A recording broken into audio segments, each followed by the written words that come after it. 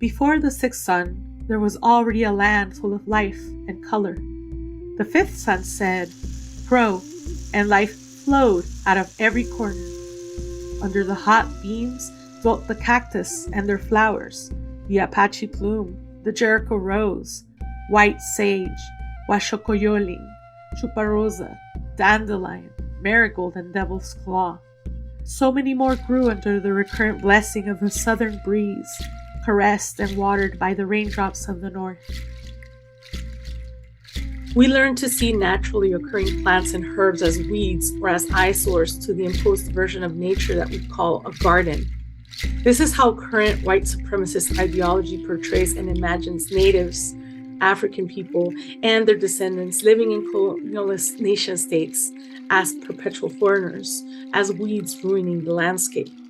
The evidence is in how we are continually represented in mass media and in films, and in how we are treated by institutions where individuals keep uttering, "All lives matter," echoing a dissonant ignorance that will be forever recorded in history. Living in the desert area of the Inland Empire of California has opened my eyes to the stupidity that is to obsess over the maintenance of a green grass and flower-based garden, which at best is not desertic and at worst has a dire impact on water resources. It is too reminiscent of living in accordance with coloniality, forcing what is not because we're told it should be. This is an example of how even through the choices that we make for the aesthetics of the home, it can be so easy for us as individuals to blindly and unconsciously follow supremacist ideologies and actually serve as willful agents of the matrix of power of coloniality, upholding ideals rooted in hierarchical and exclusionary methods of white supremacy.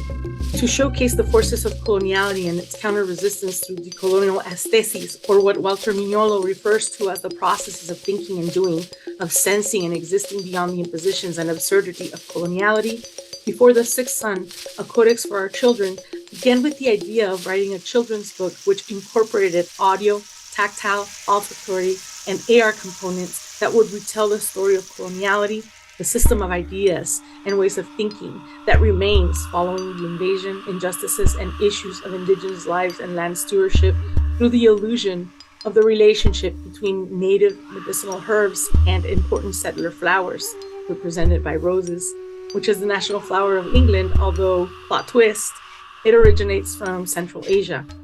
The textile book/codex is a work in progress produced over burlap and muslin fabric with designs and backdrops in embroidery and crochet using cotton, wool, acrylic, and silk threads. Before I can even begin offering an overview of my project, it is both my pleasure and burden to provide you with some historical, theoretical, and personal context, as some of the topics and peculiarities that have informed this project have been deemed as forbidden historically. Though this minoritized, marginalized knowledge, or this maybe very highly specialized realm, depending on how you want to see it, I will attempt to introduce information while I demonstrate examples of coloniality. One of the most prominent indigenous nations of Abya Yala was the one referred to as the Aztecs. Abya Yala is what millions of indigenous people call the same landmass that many of us have been taught to refer to as America. And it's a word that comes from the Kuna language used by the Guna people, who inhabit the region from northwestern Colombia to southeastern Panama, meaning mature land, land of vitality, flowering land. It was Takir Mamani, leader of the Aymara people, who popularized the term Abya Yala because should we continue referring to our continent after an Italian 16th century explorer, Vespucci? As Takir Mamani has explained, quote, "To give the names of foreigners to our villages, cities, and continents is the equivalent to subjecting our identity to the will of our invaders and to that of their hearers," end quote. I would add, the issue is not that it's simply a foreign name. It is the context of said name in relation to imperialism and the colonial history of the world, the way that it so nonchalantly upholds coloniality. According to anthropologist and historian Robert Barlow, Aztecs were those who left Aztlan and migrated to the basin of Mexico. But what we refer to as the Aztec Empire was founded in 1325 by two main forces, the Tenochca and the Tlatelolcas, descendants who called themselves Mexica. The reason why you know them as Aztecs is because a Creole Jesuit teacher, Francisco Javier Clavijero Echegaray, used the term in his book Historia Antigua de Mexico, which was referenced by the German explorer Alexander von Humboldt in describing his own 1803 to 1804 expedition to Mexico in Views of the Cordilleras and Monument of the Indigenous Peoples of the Americas. Later, William Prescott then popularized the word in the English language world with The History of the Conquest of Mexico. As you can see, the history of coloniality discovers a legacy of patterns of domination from the perspective of a Western European Anglo-Canon with a terrible inherited habit, a perverted logic described by Frantz Fanon in Wretched of the Earth. And I quote, "Colonialism is not satisfied merely with pulling a people in its grip and emptying the latest brain of all form and content. By a kind of perverted logic, it turns to the past of the people and distorts, disfigures, and destroys it." End quote. As a border identity, one that goes beyond inhabiting a physical border, Mexican-American Chicano, Chicana, Chicanx identity results from the westward movement and the invasion of Anglo-Dutch settlers into what we refer to today as the U.S. Southwest, with the final reach of the U.S. nation-state in its land grab from the Mexican nation and its imposition of the U.S.-Mexican border. Chicana border discourse is about our experiences while conscious of our indigeneity, surviving and living in an Anglo-dominated empire. Mexican people were differentiated from whites in what they were considered half-breeds, tainted by indigenous blood. This hierarchical perception of Mexican identity as inferior coerced many families in varying degrees of violence to relinquish their indigenous culture and language and internalize the Anglo language, culture, and ways.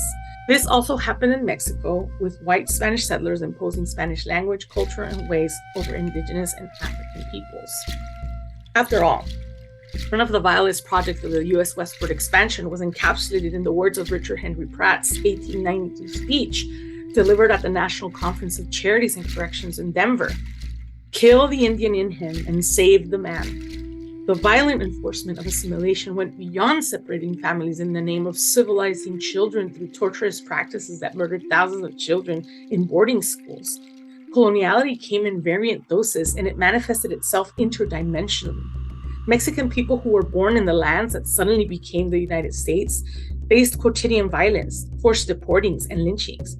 Children who spoke Spanish at school were asked to stop barking. Justifications for stealing and burning property, throwing rocks, conducting hangings, and lynchings included walking around too proud of being Mexican, speaking Spanish publicly, or being what was referred to as too uppity.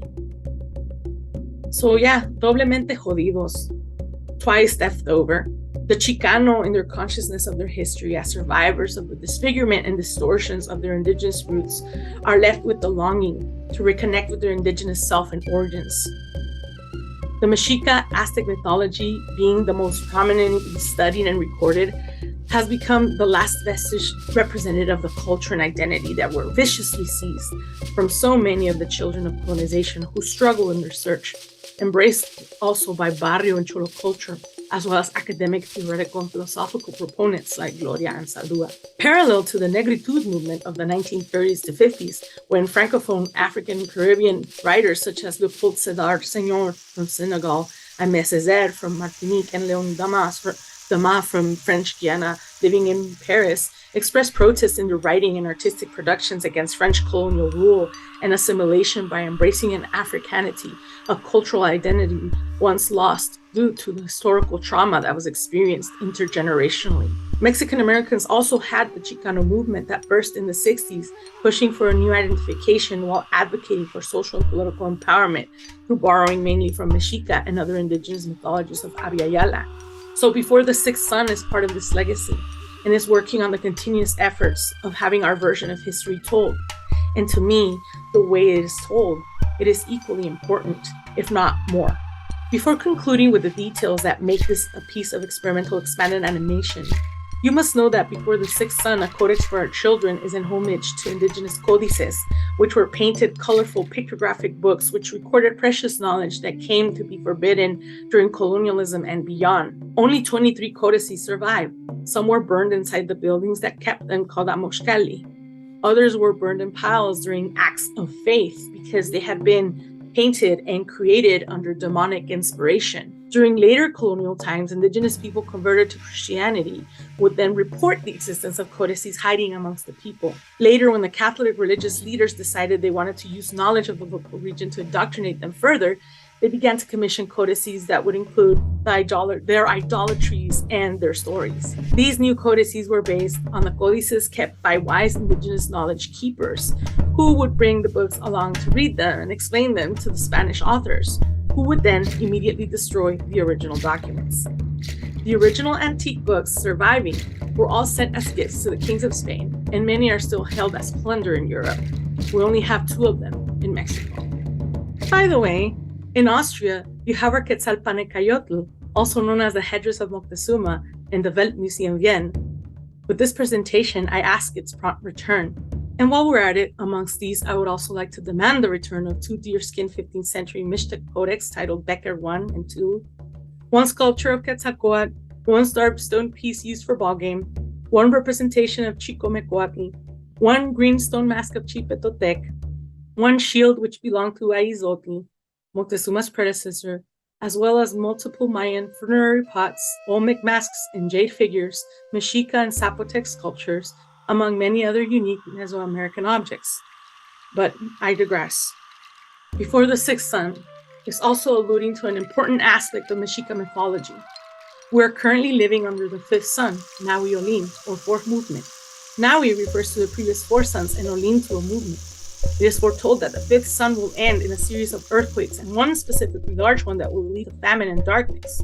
It is a moment in the history of humanity and creation where things are both orderly and chaotic, where earthquakes are shaking off the ideologies of global oppression. The period of famine and darkness has been quite long for much of the world. The fifth sun began in the time of colonialism. It is a weakened sun, one that has required lots of blood to survive, and for humankind to begin to see the full picture, the light of this sun. It is foretold that at the end of the fifth sun, cosmic equilibrium will be achieved. Some believe that the arrival of the sixth sun will be marked by the return of Moctezuma's headdress, which makes sense because it would mean that the adherers of colonialism would have understood why it was so important to return it. Before the sixth sun can rise, the world needs to learn and come to terms with all that happened, and come to understand how the formats of supremacy and oppression still remain, how we as individuals can be working to uphold them without even being aware. As is with indigenous textile tradition and transfronteriza knowledge production, before the sixth sun creates an opportunity for a nonlinear morphing genealogy of presentations of fragmentary versions of this piece, because the way the piece is exhibited will continue to change as it is embroidered and being completed, always in a nonlinear way. Initially, I thought of creating a multi-sensory children's book as a way to tackle issues of accessibility. The completed textile codex will be composed of at least 35 pages of 18 inches wide and 14 inches high each. As I continue to work on this piece, the pieces will not be attached to each other, so that they can be arranged and rearranged in different ways, as long as the order is coherent and there's continuity expressed even through the space of the venue itself. Once it is finished, the piece can be showcased spread out with a motorized roller that can roll the text as the story is heard via audio. In addition, each page will be accompanied by 1 to 3 lines of text, as well as a 3D printed version of the surface of the textile so that people can touch it at their will, as the original piece is a work of art that I would like to preserve, as it would have taken me years to produce.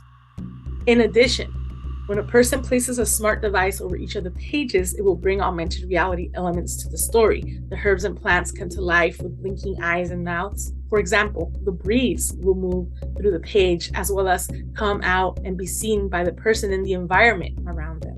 In addition, the roots will be seen coming out under the page in the museum environment as layers of unexpected movement and light. The sound effects and the audio will include the drone effect of an earthquake at pivotal points of the story where supremacy and homogeneity take over the visual parts. I plan to include an Arduino interactive diffuser that can receive signals at appropriate times to diffuse the scent of white sage and copal resin and the scent of roses when the introduction of the imports, and finally a mixture of scents for the ending of the story into the sixth sun. The colors in the animation as well as in the textile go from colorful shades of greens and vibrant cactus flower colors to slowly becoming a homogeneous dim pastel that overtakes the entire landscape as the vegetation comes to the realization slowly that homogeneous color becomes imbued with even more color variations into a rainbow-colored sixth sun. The same effect will happen with the music. which has been created and produced by ethnomusicologist Juan Carlos Portillo, and which you have been hearing in the background of this presentation. He has used anthropologically accurate reproductions of Mexica instruments to play the first part of the song, European sound components during the tension and conflict, and finally a song mixing sounds from indigenous and African and European roots. The color and sounds, as well as the textures, provide an effect to feel the complexities involving issues of supremacy, homogeneity, coloniality, resistance, tradition, and liberation. The transborder aesthetic that prolongs itself beyond the page, mixing analog with digital, static, mobility, and interactivity, helps to create a changing text that produces the experience of Nepantla, or the liminal space, the in-betweenness of the border experience that produces the double consciousness that is divergent and multidimensional, complex, and in flowing conflict. Furthermore, the burlap represents the bounty of indigenous and feminine, as well as feminist forms of data storage and storytelling, alluding to the presence of hidden elements found in the augmented reality portion. Here, direct and unfiltered decolonial roots are not shared underground, but through an invisible wireless technology around everyone. The digital element makes it possible to universalize the function of Chicano and indigenous pedagogies of the home, making them public and seeing them as futuristic. And I quote, communication practices and learning that occur in the home and community and serve as a cultural knowledge base that helps Chicanas negotiate daily experiences of sexist, racist, and classist microaggressions. This represents the overlapping versions of history I received while I was a child at home, recreating the dissonance I experienced as a Chicana transfronteriza and Kumeyaay descendant while receiving the legitimized, whitewashed version of the coming of two cultures, the European and indigenous. With this codex, I'm making a case by recording the lesser-known depths of coloniality. The design at the bottom is the design found in the Codex Huexotzinco of 1531. A codex used in the court of law, which included a detailed list of debts, which led the Nahua people of Huexotzinco to win a legal case against representatives of the abusive Spanish colonial government in Mexico. For me, working on this artisan multisensorial textile AR art animation piece recreates the sensing of the embodied person of color experience in receiving overlapping oral histories and constant movement, with the distance from receiving a static, legitimized version of history from the outside. Finally, this piece of hyper design mixes folk artistry with technology, exposing the artisan's hand as a counter story to mass production and capitalism and the uniqueness of presence, making the moment and the event more valuable than the object itself, and bringing materiality back to its connection to ritual and meaning, as well as community building. This work in progress is scheduled to be part of the Mexicali Bienal exhibition, The Land of Milk and Honey, with its first installment at the Chichmarin Center for Chicano Art and Culture of the Riverside Art Museum, slated to open in late February 2023. As part of the included works, it will become part of the U.S. Library of Congress Mexicali Bienal Archive and Catalog, and you're all invited to come visit. Finally, I want to say thank you to everyone involved, and especially to Brigitte Hosia and Jürgen Hagler, and the committee for this invitation to speak and be part of the Synesthetic Syntax Gestures of Resistance Symposium, part of the 10th Expanded Animation session of the Ars Electronica Festival.